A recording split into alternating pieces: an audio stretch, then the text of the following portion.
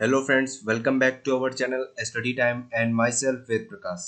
और Indian polity के इस सीरीज में आज हम कंटिन्यू करने जा रहे हैं central council of minister. The council of minister headed by the prime minister is the real executive authority is our politics administrative system. तो इसमें क्लियरली बताया गया है कि काउंसिल ऑफ मिनिस्टर को प्राइम मिनिस्टर हेड करते हैं, मतलब कि जो हेड होता है काउंसिल ऑफ मिनिस्टर का वो प्राइम मिनिस्टर होते हैं एंड वो ही रियल एग्जीक्यूटिव अथॉरिटी होते हैं इंडियन जो पॉलिटिक्स है उसका, एडमिनिस्ट्रेटिव का, उस सिस्टम का।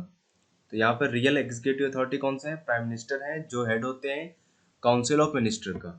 जो आर्टिकल 75 है, deals with the appointment, tenure, responsibility, qualification, oath and salaries and allowance of the minister.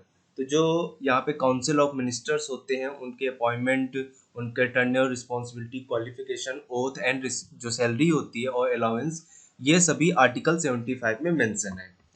And the total number of ministers, including the prime minister, in the council of ministers shall not exceed 15% of the total strength of the Lok Sabha। Okay, तो यहाँ पे clearly बताया गया है कि total number of minister, मतलब कि जितने मिनिस्टर बनेंगे इंक्लूडिंग प्राइम मिनिस्टर, ठीक है, काउंसिल ऑफ मिनिस्टर, ये 15% होंगे टोटल स्ट्रेंथ ऑफ लोकसभा की। तो इस तरीके से जो प्रेजेंट टाइम में टोटल मेंबर है वो है 82 मेंबर।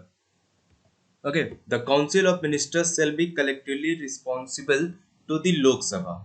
काउंसिल ऑफ मिनिस्टर्स जो होते हैं उनकी कलेक्टिव जो रिस्पॉन्सिबल होते हैं वो हमारा क्या होता है? लोकसभा होता है, मतलब उनका कलेक्टिव होना ही लोकसभा है। A member who is not a member of either house can also become a minister. Okay, यहाँ पे क्लियरली बताया गया है कि अगर कोई व्यक्ति किसी भी हाउस का, चाहे वो लोकसभा हो या राज्यसभा का, मेंबर नहीं है, फिर भी वो मिनिस्टर बन सकता है। एंड इसका एक एग्जाम्पल है अरुण जेटली जी, जो कि किसी भी हाउस के मेंबर नहीं थे, फिर भी वो हमारे देश के फाइनेंस मिनिस्टर थे। But he can not continue as minister for more than 6 month. मगर वो 6 मंथ से ज्यादा मिनिस्टर नहीं रह सकते unless he secure a seat in either house of parliament. तो इसीलिए अरुण जेटली जी को राज्यसभा का मेंबर बनाया गया था, ताकि वो अपनी मिनिस्ट्री को आगे कंटिन्यू कर सके। अब बात करते हैं, the council of minister consist of 3 category. मतलब जो काउंसिल ऑफ मिनिस्टर्स होते हैं उनकी 3 कैटेगरीज होती हैं। पहली कैटेगरी में आता है cabinet minister, and cabinet minister को ही यूनियन मिनिस्टर भी कहा जाता है। एंड जो कैबिनेट मिनिस्टर या फिर यूनियन मिनिस्टर होते हैं head the important ministry of the central government like home, defence, finance and external affairs.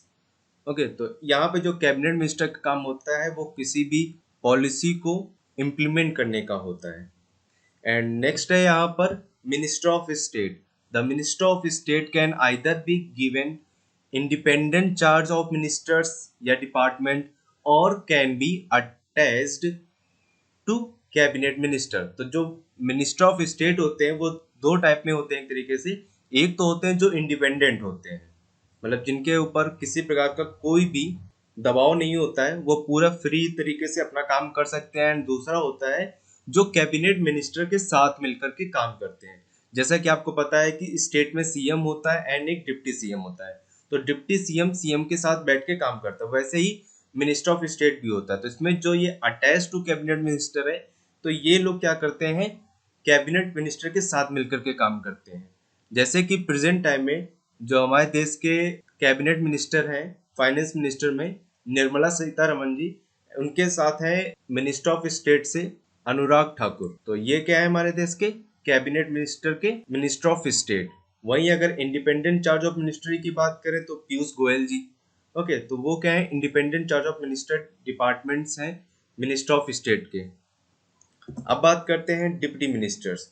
The deputy minister are not given independent charge of minister या departments and always assist the cabinet और state minister और both. तो जो deputy minister होते हैं उन्हें independent charge या फिर इंडिपेंडेंट चार्ज ऑफ मिनिस्टर्स या फिर डिपार्टमेंट नहीं दिया जाता है। वो हमेशा असिस्ट का ही काम करते हैं, चाहे वो कैबिनेट को असिस्ट करें, चाहे स्टेट ऑफ मिनिस्टर को असिस्ट करें, या फिर दोनों को भी असिस्ट करते हैं। They are not member of the cabinet and do not attend cabinet meeting. तो इस तरीके से यहाँ डिप्टी जो मिनिस्टर होते हैं वो मेंबर ऑफ कैबिनेट नहीं होते हैं, इसीलिए वो लोग कैबिनेट मीटिंग को अटेंड नहीं कर सकते हैं। एंड अगर मैं बात करता हूँ डिप्टी मिनिस्ट्री की आर्टिकल 88 के तहत, तो ministry may be taken from member of either house and minister who is member of one house has the right to speak। जो डिप्टी मिनिस्टर होते हैं वो किसी एक हाउस से भी हो सकते हैं, और अगर वो किसी हाउस से हैं तो minister who is member of one house, तो इसका मतलब क्या, अगर वो मेंबर किसी हाउस का है, has the right to speak, मतलब उसके पास बोलने का अधिकार है, मतलब उस सदन में बोलने का अधिकार है, and take part in the proceeding of the other houses but can not vote in the house of which he is not member. मतलब कि जिस हाउस का वो मेंबर है वहां पे वो बोल सकता है, बट वो जो दूसरा हाउस है उसके वोटिंग में पार्टिसिपेट नहीं कर सकता है, बट वहां के प्रोसीडिंग में भाग ले सकता है। तो यहाँ पे क्लियरली बताया गया है कि पॉलिसी इम्प्लीमेंटेशन का काम किसके पास होता है, कैबिनेट मिनिस्टर के पास होता है, एंड पॉलिसी मेकिंग का काम किसके पास होता है, काउंसिल ऑफ मिनिस्टर का। मतलब कि सबका जो कलेक्टिवली वर्क होता है वो होता है पॉलिसी मेकिंग का, बट उसको इम्प्लीमेंटेशन किसके अंडर में होता है, कैबिनेट मिनिस्टर के अंडर में। काउंसिल ऑफ मिनिस्टर को 3 कैटेगरीज में यहाँ पे डिवाइड किया गया है। पहला आता है cabinet minister, second is state minister, and third is deputy minister. And जो हमारा कैबिनेट मिनिस्टर होता है उसे हाई पावर दी जाती है, एंड जो हाई पावर है इसी में ही क्या है, इंडिपेंडेंट मिनिस्ट्री है। मतलब कि जो कैबिनेट मिनिस्ट्री होती है वो हाई पावर के साथ साथ इंडिपेंडेंट मिनिस्ट्री भी होती है। वहीं बात करें अगर हमें स्टेट मिनिस्ट्री की, तो उसके पास as comparison to cabinet minister less power होती है, एंड साथ ही साथ ये इंडिपेंडेंट भी डिपार्टमेंट होता है एंड अटैच टू कैबिनेट भी होता है। एंड बात करते हैं अगर डिप्टी मिनिस्ट्री की, तो डिप्टी मिनिस्टर के पास सबसे कम पावर होती है, एंड ये क्या करते हैं, केवल असिस्ट का काम करते हैं। तो ये क्या हो गया एक तरीके का सारांश के फॉर्म में कि cabinet ministry, state ministry and deputy ministry को अगर हम सिंपल वे में समझे, अगर मैं तीनों को ऐड करूं प्लस पीएम को ऐड करूं तो बन जाता है यहाँ पर 82 का नंबर, एंड ये हो जाता है काउंसिल ऑफ मिनिस्टर्स। तो ये था हमारा काउंसिल ऑफ मिनिस्टर की डिटेल्स। तो अब बात करते हैं प्रीवियस क्वेश्चन की, एंड प्रीवियस क्वेश्चन था second prime minister of India, and इसका करेक्ट आंसर है लाल बहादुर शास्त्री। अब बात करते हैं क्वेश्चन ऑफ द डे का। आज का क्वेश्चन है how many members of ministers including the prime minister in the council of minister. तो option number first is 81, option number 2 is 82, option number 3 is 83, and option number 4 is 84। आप हमें अपना answer comment box में दे सकते हैं। अगर आपको हमारा यह वीडियो पसंद आए तो प्लीज़ इसे लाइक करें एंड अपने दोस्तों के साथ शेयर करें। अगर आप हमारे वीडियो देखते हैं और अभी तक सब्सक्राइब नहीं किया है तो पहले से सब्सक्राइब कर लें और बेल आइकन दबाना बिल्कुल भी न भूलें, जिससे कि आपको आने वाले वीडियोस की नोटिफिकेशन मिलते रहें। और अगर आपको करंट अफेयर्स भी चाहिए तो आप हमारा इंस्टाग्राम पेज भी फॉलो कर सकते हैं, जिसका लिंक डिस्क्रिप्शन में दिया हुआ है। और यहाँ तक का वीडियो देखने के लिए बहुत बहुत धन्यवाद।